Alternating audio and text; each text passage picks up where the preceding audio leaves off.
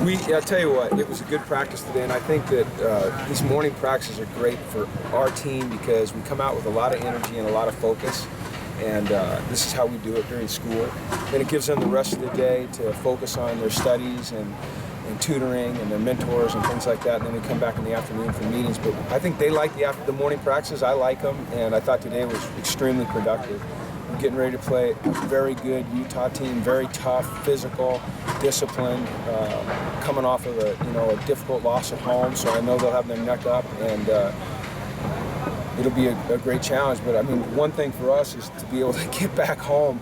3 of our 4 games have been on the road, and the one game we did have at home, we had the largest crowd and opening day crowd in years at UCLA. I expect there'll be a great crowd again on Saturday night at 7:30, and that's fun for us. We draw off their energy, and we love playing at home. So great opponent, great venue, great crowd. Should be a great night. How have you seen Travis Wilson improve since last year? I know he hasn't thrown any interceptions. Yeah. Well, I've always had a lot of respect for him. Just think he's a solid, smart quarterback who, for a taller guy, and you might think he's gangly, but he can still run, and they do run him effectively. He looks like he's making great decisions. He has confidence in the offense. Every time you play a game, you gain that experience and you gain confidence. And anytime you go into a place like the Big House in Michigan and you get a win, that's going to do wonders for your psyche, I think, as a team. Not that I understand where they are or what they're doing, but just my perception would be it would really help you. Anthony Jefferson obviously had a pretty good game last week. Is he going to be playing a little bit more corner, and what does he bring to that position as opposed to safety? He's got great versatility, first of all, and you're right, because he played all over the field. He played right corner, left corner, he played both safeties. He didn't play any nickel, and he played very, very, very well. At corner, he brings size. He's long, he's got long arms, he's got height, he's got reach. He knows how to play the ball in the air. When we get bigger receivers, it's nice to put him out there and he can get his hands on him and bump and run. I think he's got his speed back. You guys saw him in high school. I didn't. What I've been told is he was a heck of a player in high school, and then he had the injury issues. And I mean, to his credit, the way he's fought through all that and come back, and the way he's playing last year and this year, it's awesome, man. We love to see it. And just his versatility is huge for us. Huge. Are guys going to keep moving around in the secondary depending on maybe what you see from offenses, or do you want a more settled combination there? That's a great question. I think that we have to evaluate that every week. We do have some versatile players, though. Ishmael's a versatile player, and we just talked about AJ. He's a versatile player. And Jaleel, even though he's young, he has some versatility. You got to be a little more careful with him because you don't want to ask him to do too much.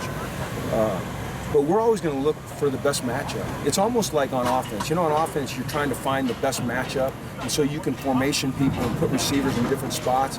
We're trying to do a little bit of that on defense in the secondary, and get the best matchups and help guys out. So, I mean, we don't want to overdo it because you want some continuity, but those guys, they're the ones that we're moving around, they're experienced enough to handle it and do well. Is it easier to play up strengths and weaknesses in the secondary when you move those guys around like that? It is if they're the right kinds of guys. If they're smart, versatile players that understand the scheme, and those guys do. I'm talking specifically about, Ish and AJ. They just have a great feel for playing the different positions. Ishmael plays really now 3 different positions. He plays safety, plays nickel, and he plays corner, and returner. So, but he's got a great feel. What went into Alex Van Dyke playing last week? What was the thought process? The way he's practiced, he's really made a jump. Early on, he looked really good. Then, like a lot of young guys, he hit a little bit of a lull. Things catch up to him. So we thought, we're going to redshirt him. And then all of a sudden he spiked again. And he looks like a guy that can help us. And I like his height. I love the way he works. He's a good blocker. He's smart. And we're going to continue to work him into the rotation. He's a good football player. What did Takris McKinley show you last week? A lot of speed. Obviously his inexperience showed up. He didn't know whether to get a 3-point or a 2-point at times, But that kickoff he ran down on and blew the guy up, that drew oohs and ahs from the team. A real willingness to learn. He really wants to be a good player, and he's got something that nobody can coach, and that's just that raw burst, explosiveness, and speed off the edge. And we need that. We're missing that right now. How do you evaluate the pass rush to this point in the season? It needs to improve. You know, it needs to improve. We need to win more one-on-one battles. We need to do a better job of creating for those guys and putting them in positions to rush when we know it's going to be a pass.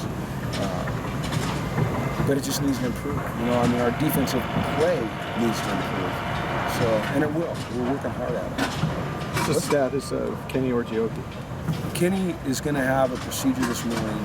He hurt his knee. Thought it was a bruise. It might be something minor, it might be something major. They won't know until they go in there. So he's headed over there to get that done. I'll let you guys know. I'm keeping my fingers crossed that it's just something minor, and maybe he misses this game and he's back next week, but I won't know until they go in and get a look at it. And we saw Alex in the booth. Yeah, I think he'll be all right. You know, he's a tough guy. He loves to play.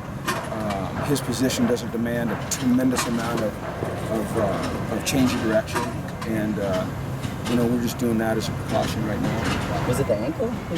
Yeah, he just rolled his ankle. The way he ran off the field, you would never know it because he sprinted off the field. And I had no idea what was wrong with him until later. And so we kind of tweaked his ankle a little bit. So, but I think he should be okay. I hope he's okay.